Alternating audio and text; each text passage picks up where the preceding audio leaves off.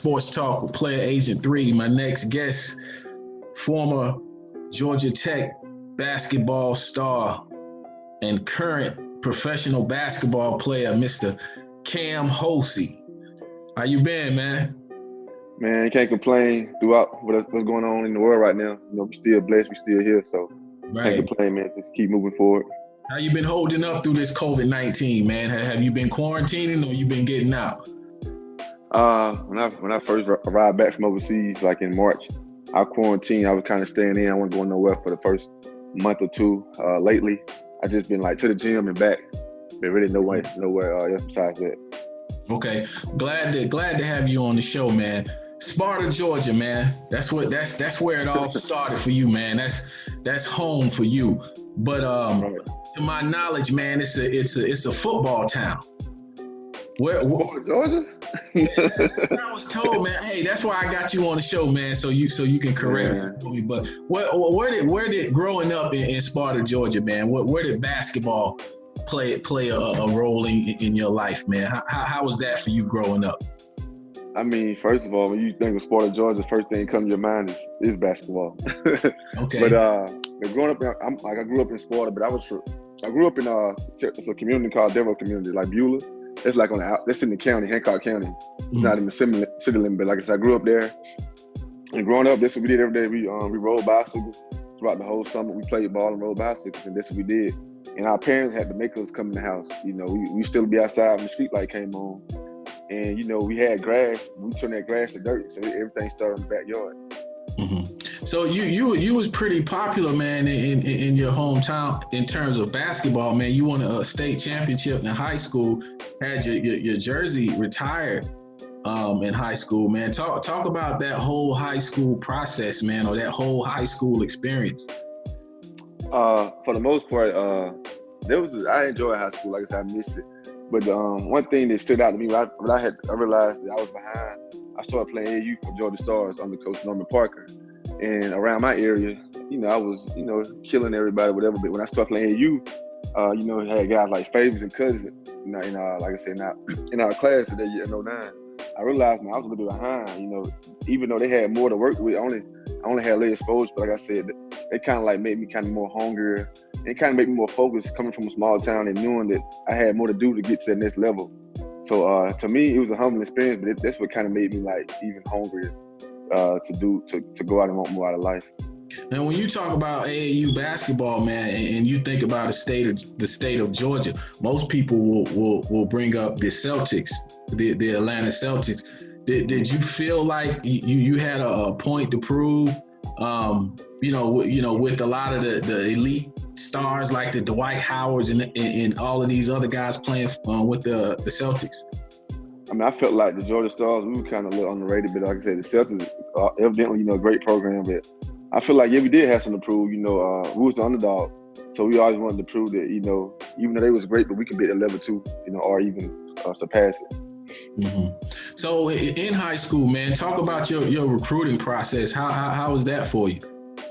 In high school, after my freshman year in high school, I started getting looks. My first offer was from Xavier my sophomore year. What was the coach's name? I want to say, Coach Mack. I don't want to say the wrong name, but I started getting recruited at Xavier my sophomore year, and then my junior year, it just broke out after my AAU summer. Going into my junior year, that summer of my sophomore year, I had a good summer. And during my junior year, every game we played, the gym was packed with, you know, Georgia Tech. You had Clemson, you had Shaka Smart and Purnell at Clemson, Hewitt at Tech. You had Godfrey at Alabama. You had Billy Donovan came down there from Florida. So it just kept going up from there. Mm-hmm. So why Georgia Tech? What separated Georgia Tech from the rest of the pack? First of all, it's an ACC. Also, it was close to my hometown in Sparta, 2 hours, so my family could come see me play. And, you know, Georgia Tech created a lot of pros back then, you know, like I said, playing for Coach Hewitt. I knew that. And also, Georgia Tech would prepare me not only just for basketball, but the academic point, time management, and also for life after basketball. But, you know, you had guys, they had like with Thaddeus Young, they had Javarius Crittenton, and all those guys, you know, before I came in, you know, Faye was coming in and he had Shumpert already there, so I can go on, but I just felt the vibe. I just felt like I belonged there when I went on the visit.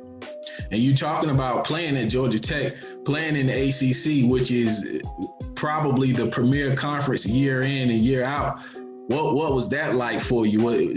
Did you feel like you had a lot to prove? Because it's basically you're on the national stage when you're playing in the ACC. Right. I mean, for the most part, yeah, Miguel. Coming in as season 8, and then I was 199. You had Derek Favors, Peacock, Gunley Wall. Gunny and Zach are already grown men. I'm 18 years old. So I feel like I had a lot to do. I was towards like my skill, even take my skill a bit towards my drive. I had to work even extra harder. Every night in, night out, you playing the best of the best. So I just can't be average. So I had to put a little bit of extra work in and figure out how I'm gonna make this work. So, but once I did that and got in the door, then everything else took care of itself. All right, man, you gotta take me back to those first time playing at Duke and first time playing at Carolina moments, because I ask all my ACC guys that come on the show, man, take me back to the first time you stepped foot in Cameron and the first time you stepped foot at Carolina.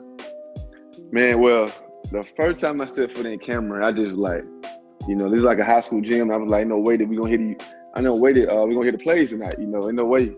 You know what I'm saying? Because it's just loud in the atmosphere. Like, if you're not mentally focused, when you go to Duke, there's no way you're going to have a good game. If you're not mentally focused, locked in, there's no way you can have a good game because, like, the fans are crazy. And also, the team, they're playing against a good team. And that was a hell of an experience for me. I said, even down from the name calling. But for Carolina now, I actually had one of my best games in Carolina. I love playing in Carolina for some reason. I don't know why, but I guess because of the little blue, but I love playing there. They had good fans, but it was just a great experience in Carolina. I mean, it's like one of my favorite gyms to play at. Mm-hmm.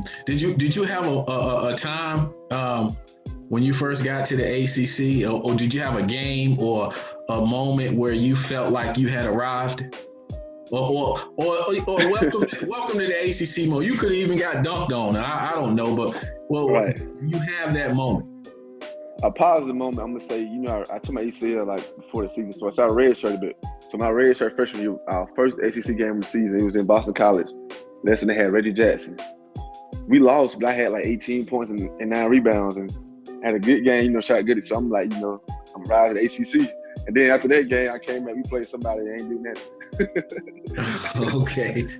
Yeah, but I realized like, it's the ACC, so I've arrived and felt like when I played that very first game, I could compete with anybody, in the conference. So who would you say is the best player at the time you were at Tech? Who would you say is the best player that you played against? Myself. Nah, just playing. But the best player when I was at Tech, I played against. That's a hard question. That's a hard question. You had a lot of good players in ACC.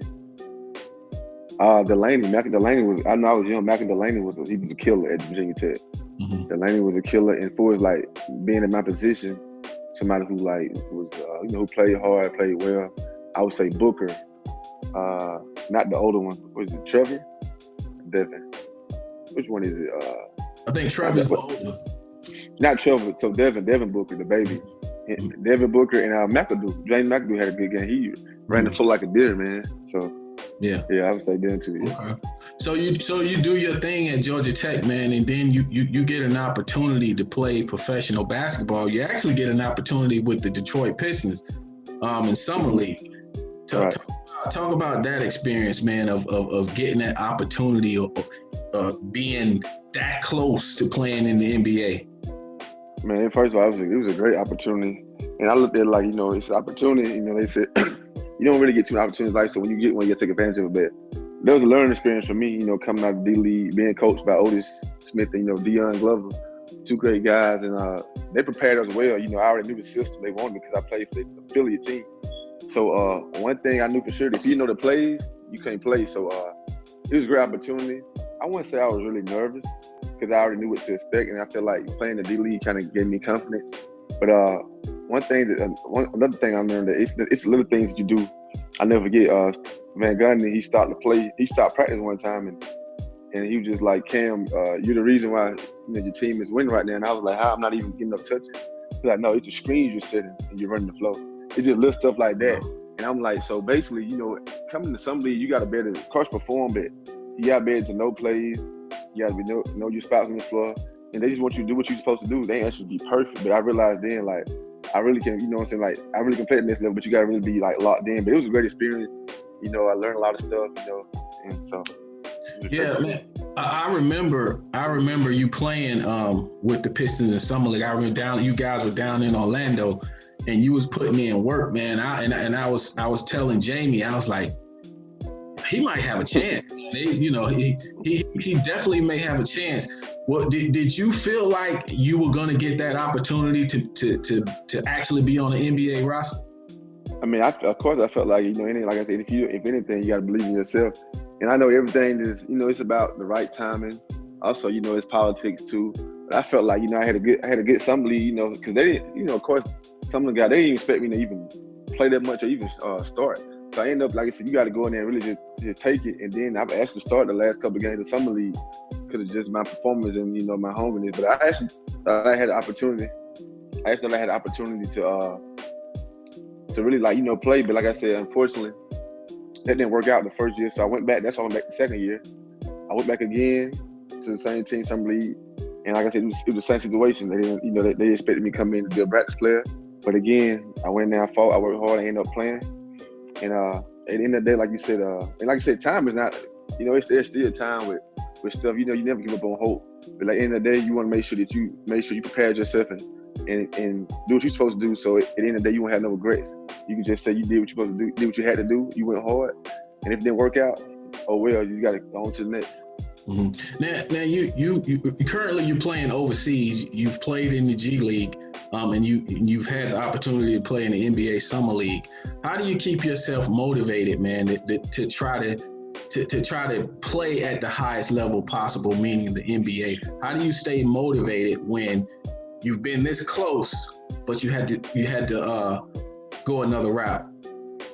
That's a good question, yeah. How do I stay motivated? Just staying focused. I always I look at, just for example, I look at CJ. Not CJ Leslie, CJ Williams. So I look at CJ. I mean, everybody got a different story. I look at CJ, how he went overseas and he came back. He had up and down season, and a door opened. CJ played in the league. And like I said, for guys like that, I'd be happy for him because CJ a good dude, and I know how hard he works. And he a humble dude. So to me, when I see other guys I know, they get in there, they give me motivation. They give me hope to keep on going. Like Willie Reed, I played with him, and Lorenzo, the other guys. So that's what kind of keep me going. Also, just my self-motivation, just going hard. I'm a person to go hard anyway. But when I see guys like that I know who I played with and I grind with, and they make it, it motivates me to keep on going. Mm-hmm. Now, what if a young person, a young baller was out here listening to this interview? What would you tell them in terms of the difference in playing in the G League and playing in overseas? Well, the difference in playing G League overseas, for one thing, in my opinion, overseas is way more physical than the G League. So the physicality part, it's physicality. They don't care, but it's more physical. And also, one thing I understand in the G League, it's different. You're at home, you're in the States, so you might know guys, and you just got in G League different. More guys are trying to get their numbers. They're trying to get their numbers. Also you got certain guys, they allow things, you do certain things. Overseas, where you can go over there and you can be that guy. You go there, you can kill, you can destroy. Also, you understand too, you got to adapt to the system and the culture, because overseas, most of every coach think they know everything, and some coaches don't like this. The American G League, you have the style of play, but you just got to be willing to be coachable overseas. Because if you don't be coachable, if you don't do what the coach wants you to do, then you'll be back at the crib. Mm-hmm. And also, like I said, you just got to be mentally strong. There's gonna be days, you're gonna be in some cities and towns where it's nothing to do. It's gonna be boring. It's gonna be dry. You can't be telling me I want to go back home, because if you do, then what you gonna do? You just got to plan B. You know what I'm saying? So you just got to be mentally strong, and you just got to enjoy the journey. Take the good with the bad overseas, man. Mm-hmm. All right, let's switch gears for a second, man. You 1,000%, man. From what I've seen, you rep Sparta Georgia 100%, and you do a lot of off the court things there, man. Talk about your skills academy that you have in your hometown. Talk about that. So my Kammeon Holsey Skills Academy, they actually started my first year after I got done with the D League, 2015. So we started in 2015. It was a free camp. So basically, why I did it because you would think, like I said, Harvard and Harvey Grant, they from Sparta. I don't know, too many people don't know that, but they from Sparta, Georgia. But Okay. you would have thought that. So no one really never had a camp in my hometown. To be honest with you. So I said, should do a camp. So I did a free camp. I got sponsors from sponsors from the city and other sponsors from my Georgia. It was just like, man, it was just unbelievable. Like I said, I didn't just do. Then I had Jamie come down and Josh Powell. They came down. Larry Turner came down. I wanted the kids. It's always good for the kids to see other people. Who doing what you're doing, and even because they see the same face. But I want to let people. And like the thing is, everything I tell them. When Josh came down, when Larry, Jamie, they told him the same thing, but in different ways. So they realized, like, hey, you know what? Maybe Cam do know what he's talking about. He said the same thing. He played for the Lakers with Kobe.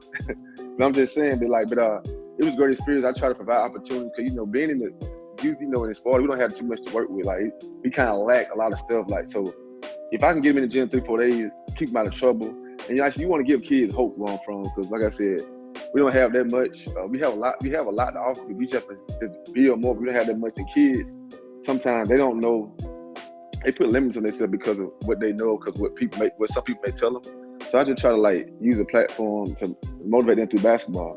All kids love basketball, especially in the black community where we at. So I just try to let them know, hey, if you want to play ball, this you gotta do. Everything translates for it. Waking up in the morning, being respectful, being obedient to your mom and dad, doing your work. You know what I'm saying? Towards your attitude and character. If you don't do this stuff in the classroom, you ain't gonna be able to do this stuff on the court. So I try to give them some hope. So that's why I started to build life skills and just give them kind of some hope. So what is when you're talking to the kids, what is your aim? What is the message that you're actually trying to get out to the kids that you're talking to in your hometown? In my hometown, well, first, I guess I know about different, but I always tell kids, anybody I talk to, one thing I did, I grew up with my mom and dad, great parents, and we grew up in the church. Whatever I do, I always keep God first and everything. That's number one thing for sure. I know everybody to each his own, but I keep God first in everything I do. But also I tell them that whatever you want in life and you want to do, it ain't gonna come. You gotta work hard. Just like you, Miguel. But whatever you do, you gotta work hard. You gotta work hard at it. Because if you don't work hard at it, then ain't no way you can get it. And also you gotta have faith. And also, it's gonna be a challenge. Like everything in life is a challenge. But I tell them if you do little things if you work hard, if you be consistent, if you be obedient to yourself, be obedient to your parents, be obedient to people, whatever you want in life, you can get it. But sometimes, like I said, because I'm from a small town, kids are limited to what they see. So maybe if they see more, they can do more. So that's why I do those camps. That's why I wanted Josh to come down so they can see me, somebody who played with the Lakers, somebody who made it. So they see it and it's right there in their face. Maybe they can give them hope to not just want to go to the Army and graduate. Not saying anything wrong with that, but they want that. Not just go to the Army and graduate, but you can actually go somewhere else. You know what I'm saying? So. Right. So do you have any other type of community efforts that you're focusing on right now? Besides I got my hometown? Well, I have my nonprofit foundation called Kammeon, and it's different. But last year I threw my skills academy with the foundation just so it can be free. But I do have my foundation, basically youth mentorship. Every year I have a round table where I get a group of guys from the community. We come in and we'll talk to 20, 25 teenage guys, and they speak on different topics. For life beyond high school, for the prison system, trying to kind of prevent them to stay out of the prison system, and just talk to them about whatever personal stuff. So I have a round table. We talk to the guys, we feed them breakfast, and we let them talk amongst each other, what that issue they have, in school, at home, because you understand a lot of these guys don't have any father figures. So they kind of lack a lot of stuff because they don't know. So you can't fault some kids. But I use that platform to be for a youth mentorship. My mom is a breast cancer survivor, so for the last 4 years I had a 5K in my hometown, and that's been real big and supportive. And also I do my Cam talks, and I mentor about 6-7 group of guys. We text and we just mentor them. When I'm home, I come at home, I take them bowling. We'll go fishing, spend time, just talk, just spend time, just talk to them. We try to be positive. All right. So you're like that hometown hero, man. That's good work. That's good work. Yeah, you want to call it like that. Yeah. So I want to talk about, man, for a few minutes. I want to talk about the climate right now that's going on in the world, man. Especially with the the George Floyd situation, the Breonna Taylor situation, and the recent situations that just happened down in Atlanta. What are your thoughts on what's going on right now? Man, it's just a lot to take in. But yeah, like my thoughts of what's going on right now is just like it's a lot of even. I don't like to be negative. Like it's a lot of crookedness in this world, and also don't get me wrong, it's been time for a change. But to me, in my opinion, the only way that we'll be able to bring change is, of course, got to be known. Ain't nothing wrong with the peaceful protest. Like I support that 100. Like I said, it's been too long. This stuff been going on for too long. But my thing is, I feel like the only way that we're gonna get better, like if we continue to speak, if we continue to have a voice, everybody continue to come together. And also, we gotta stay prayed up here, like, because stuff happens, but this stuff is, it's just crazy that we as black men, we been targeted, by white police officers, just shooting and killing us. And so now sometimes, like, my neighborhood I live in, like, you want to run around, you can't run around the neighborhood, you can't drive, what can you do? You know what I'm saying? Because you can't do nothing, so it's like you kind of limited. So like, I ain't gonna lie, like when I drive, like I be extra careful looking in the rearview mirror because like it ain't the fact I fear police officers. The fact I fear because I know if I do something, I know if I try to do something, they're just get a gun and just shoot me. My whole take. Go ahead. Go ahead. Now I'm just saying that my whole take on this is that I don't know where this stuff is gonna go. Honestly, like nobody can say, but I just hope that we can get some justice and we can get some things changed around and work out in the black community in our favor, because this stuff is really getting ridiculous, like to a point where I only want to turn on TV and watch this stuff, man, because it's just sickening. I can't even watch it. Is that something that you talk to your mentoring group about, the current climate in America right now? Yeah, it's funny. This past weekend, I talked to a few guys. We talked through FaceTime here, but I asked them how they felt, their intake on, they young. So I said, what y'all think about what's going on? Some of them not too much outspoken. They're like, well, we think it's some crap, blah, blah. But you understand where I'm from, we never had it happen to. I'm in a small town, a lot of black people and a few whites, but we never had, everybody know everybody. We never had it happen. But like I said, it don't matter, because what you do in Sparta don't mean you can go to Atlanta and do the same thing and get away with it. But their intake is like, they're young, to be honest with you, Miguel. Some of them, they're not even, thinking, they're not even dwelling on it too much. I just try to keep them updated. Like, if a situation happens where you get stopped by the police, I said, man, put your hands on the steering wheel. I already have your ID out. Say yes, sir, no, sir. So you don't want to escalate and then be like, nah, man. Like sometimes we can escalate stuff, but I just like just do what they ask you to do. And sometimes you have to put your pride away just to survive and live another day. You know what I'm saying? So stuff like that. Right. Now, and I definitely want to get your thoughts on this. Now, you played in the ACC again, the premier conference in America, year in and year out. But now there's been some talk of high level kids coming out of high school going to HBCUs. Mm-hmm. What are your thoughts on that?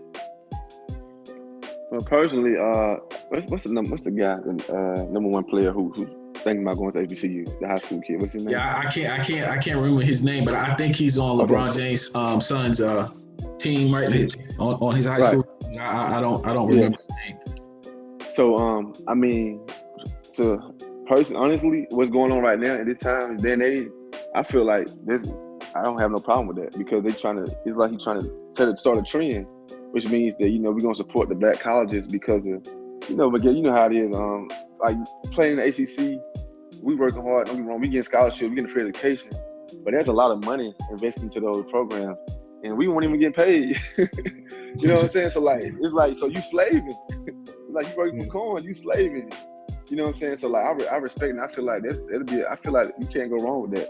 And I feel like it's gonna be a lot of eye opening to a lot of different. They're gonna really hurt a lot of programs, but it's gonna help the HBCUs though, because they're gonna give more money to them. And it's gonna, you know what I'm saying? So right. I don't have a problem with that. What's next for Kammeon Holsey? What can the people be looking out for? What's next? Man, it's just so much. I know God got in store, but for right now, what I'm working on right now, since I've been back in the States, of course I'm continuing working on my game. Other than that, I'm working on a book, and I'm trying to publish a book about my life. Kammeon Holsey, a life built on basketball and more, a life built on faith and patience. don't know when it's gonna be finished, but I'm working on that, and also speaking. I do a lot of speaking engagement. I've been doing a lot of speaking engagement since actually I started in high school, and I didn't really like it. When I got to college, I started liking it. Like I said, of course, right now I haven't been able to speak because of the situation. But not only that, but also I'm helping some guys from my area get into college. I'm gonna help about 2 guys, get some offers and scholarships. I'm trying to really help these guys from my hometown get into college. Like I said, lack of exposure. I'm in a position to do it, so I feel like I must do it. If I'm in a position to help a kid out and I know that kid is a good kid and he want to do it, I'm gonna probably put in the work for him. So right now, that's what I've been training kids around the area and trying to help them get into college and give them some knowledge of what I know. All right, Cam, man, you're definitely doing a good thing, man. Give the people your social media handle. How can people reach you, man? Because you're definitely doing a great thing, man, and you're doing the speaking engagement, you're doing the mentoring group. How can the people find you? You want to find me? You can look me up on Facebook at Kammeon Holsey. That's Kammeon Holsey, Holsey. Also, I'm on Instagram at Cam Cares Foundation. Cam Cares Foundation. That's KM Cares is spelled KRES and Foundation. You can follow me on Instagram and Facebook, and that's why I post all my upcoming events, and that's why I post most of my things. For is basketball, or for is like my foundation.